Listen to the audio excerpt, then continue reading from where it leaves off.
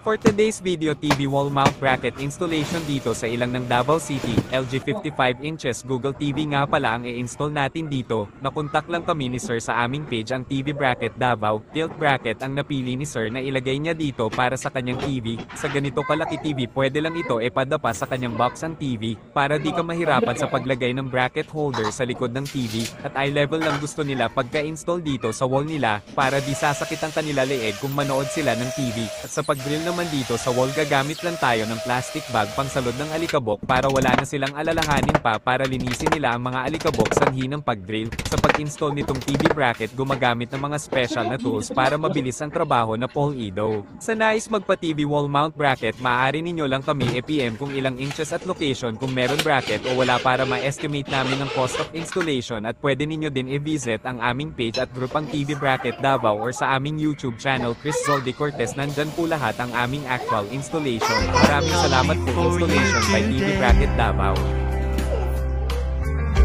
There's just one thing that I want to say.